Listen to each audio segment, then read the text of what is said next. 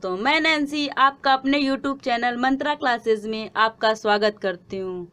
दोस्तों, अगर आप हमारे चैनल से पहली बार जुड़ रहे हैं तो चैनल को सब्सक्राइब करें और बेल आइकन को प्रेस करें, जिससे आने वाली हर नोटिफिकेशन आपको मिल जाए। दोस्तों, जैसे कि हमने पिछले क्लास में जो टॉपिक पढ़ा था उसी से रिलेटेड आज हम कुछ क्वेश्चंस लेकर आए हैं, जैसा कि हमने बताया था। तो आज हम मोस्ट इम्पॉर्टेंट क्वेश्चन के बारे में पढ़ते हैं, मोस्ट इम्पॉर्टेंट क्वेश्चंस पढ़ते हैं। पिछली क्लास में हमने लैंगिक जनन और अलैंगिक जनन, सेक्सुअल और असेक्सुअल के बारे में पढ़ा था। तो उन्हीं से रिलेटेड हम कुछ क्वेश्चंस आज पढ़ते हैं। जैसा कि हमारा पहला क्वेश्चन है, जीवों में जनन क्यों अनिवार्य है? तो कोई भी जीव अमर नहीं होता, उसकी एक निश्चित अवधि होती है। दूसरे शब्दों में बात करें तो प्रजनन में उत्पन्न हुई विभिन्नताएं जीव को बदले पर्यावरण में, जो हमारा एनवायरनमेंट है, उसमें सफल जीवन यापन हेतु सक्षम बनाने के अवसर देती है।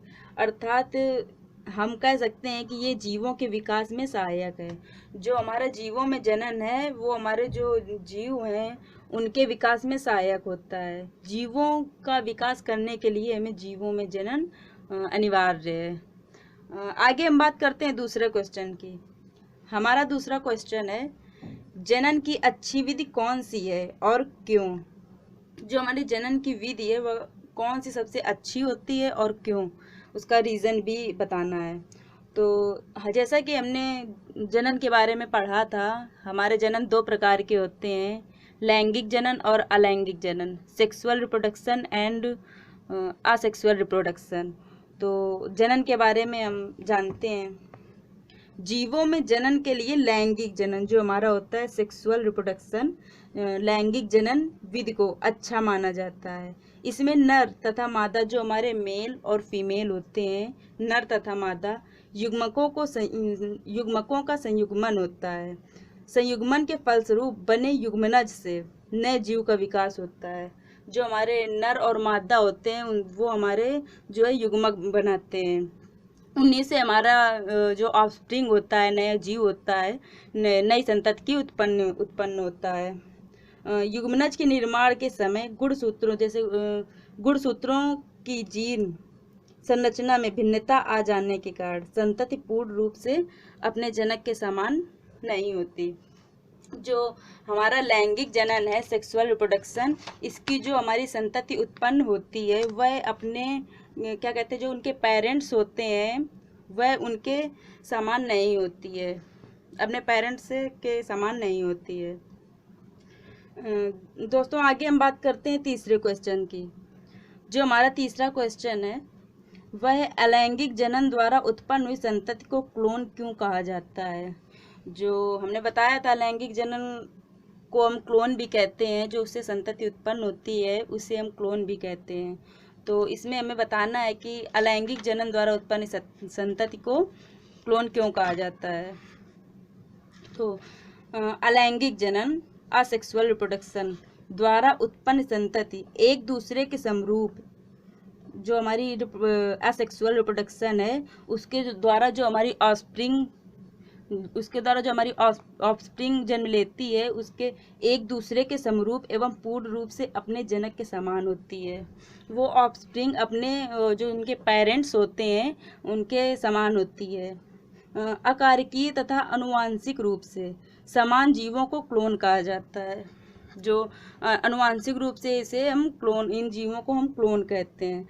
इसी के कारण हम, जो हमारा अलैंगिक जनन है, असेक्सुअल रिप्रोडक्शन है, उससे जो हमारा ऑफस्प्रिंग जन्म लेता है, ऑफस्प्रिंग बनता है, उसको हम क्लोन कहते हैं। तो हमने यहाँ जान लिया क्लोन के बारे में कि हमारा क्लोन क्या होता है। चलिए फिर आगे हम बात करते हैं नेक्स्ट क्वेश्चन की।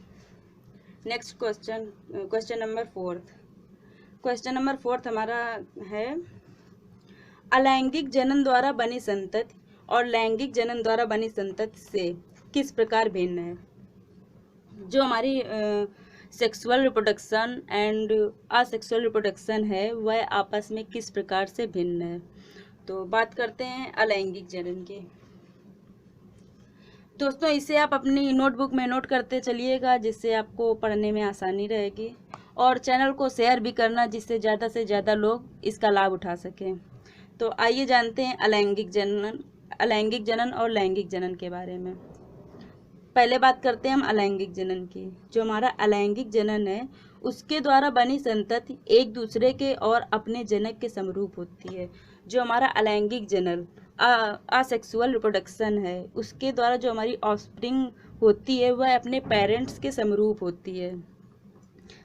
अलैंगिक जनन के समरूप पेरेंट्स के समरूप होती है, सेम उसी के समान होती है। आगे हम बात करते हैं लैंगिक जनन की। तो लैंगिक जनन द्वारा बनी संतति एक दूसरे से और अपने जनकों के उनके जो पेरेंट्स होते हैं अपने जनकों के समरूप नहीं होती।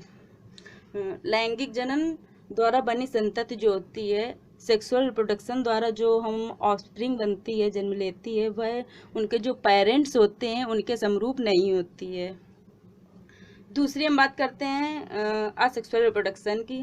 तो अलैंगिक जनन द्वारा बनी संतति अकारकीय तथा अनुवांशिक रूप से एक दूसरे के समरूप या क्लोन होती हैं। हमने बताया था अलैंगिक जनन को हम क्लोन भी कहते हैं। तो जो अनुवांशिक रूप से एक दूसरे के समरूप होती है अलैंगिक जनन, जिसे हम क्लोन कहते हैं, असेक्सुअल रिप्रोडक्शन। और लैंगिक जनन की बात करें तो लैंगिक जनन द्वारा बनी संतति अकारकीय तथा अनुवांशिक रूप से एक दूसरे के समरूप नहीं होती, इसमें विभिन्नताएं पाई जाती हैं। जो हमारा सेक्सुअल रिप्रोडक्शन है, उसके द्वारा जो हमारी ऑफस्प्रिंग जन्म लेती है, ऑफस्प्रिंग बनती है, तो वह अपने अनुवांशिक रूप से एक दूसरे के समरूप नहीं होती है, उनमें कुछ विभिन्नताएं पाई जाती हैं। तो दोस्तों ये रहे हमारे आज के मोस्ट इम्पॉर्टेंट क्वेश्चन जो हमने पिछले टॉपिक में पढ़ा था। आगे हम इस चैप्टर से जो कुछ भी रह गया है नेक्स्ट वीडियो में बात करेंगे। आज के लिए हम इतना ही रखते हैं, और इसकी PDF आपको व्हाट्सएप ग्रुप में मिल जाएगी।